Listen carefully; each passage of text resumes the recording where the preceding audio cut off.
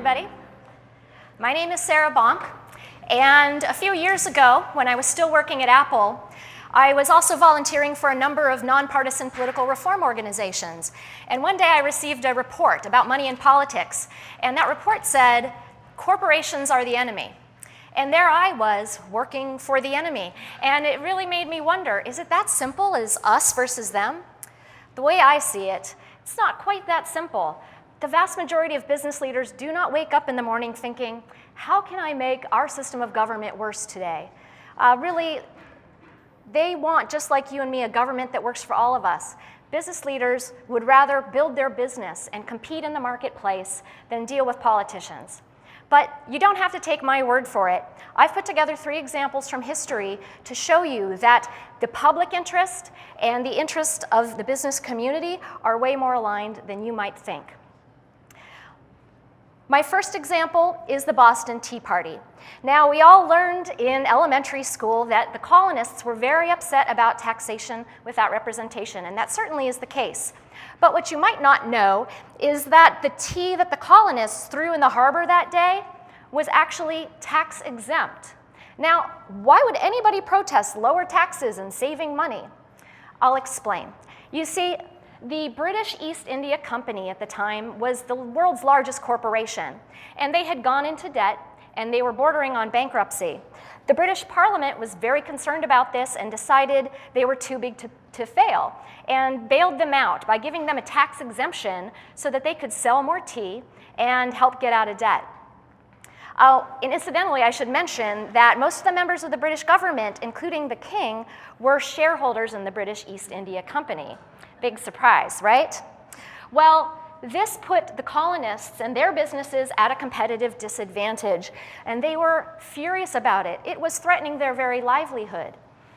So we could call this an example of mercantilism, rent-seeking, corporate welfare, but my favorite term is crony capitalism. That's a system where our lawmakers hand out special favors to corporations in exchange for money and gifts. That sounds like a pretty good deal if you're one of the cronies, but it's no good for the rest of us, and that includes other businesses. It's anti-competitive, it's anti-innovation, and over the long haul, it's bad for the economy and it's bad for consumers. My second example is the Tillman Act of 1907.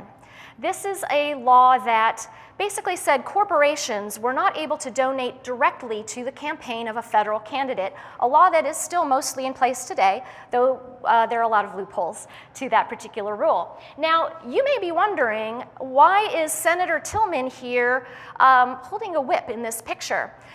You see, Senator Ben Tillman was a white supremacist, and the reason he endorsed this bill, the reason he put his name on it, was because he wanted to remove the power from the northern industrialists who he thought were too friendly to black Americans at that time.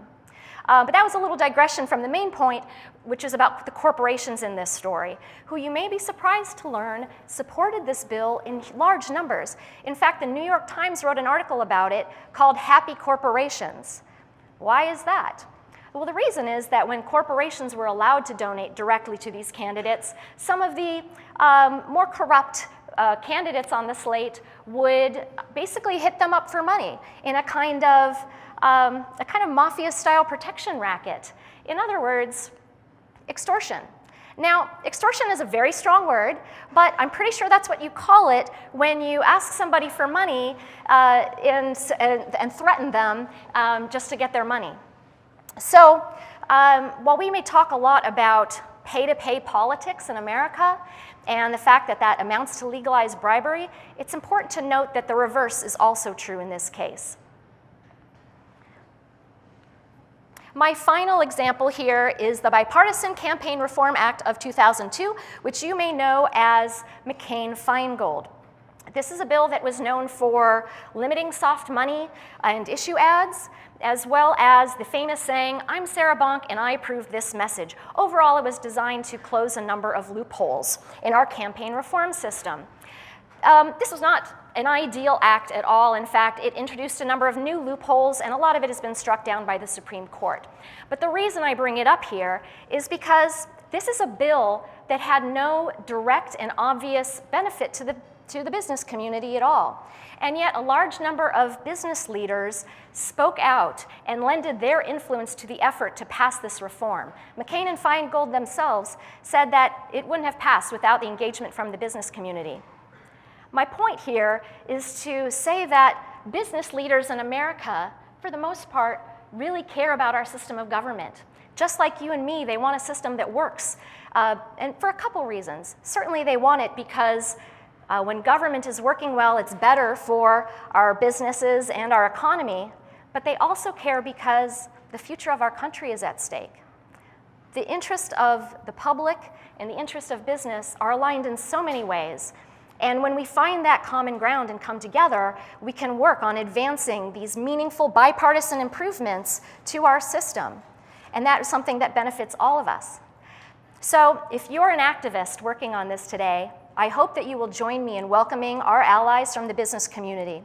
And if you're a business leader, I hope that you will join me in fighting for better rules and better laws to improve our elections and improve our government for all of us.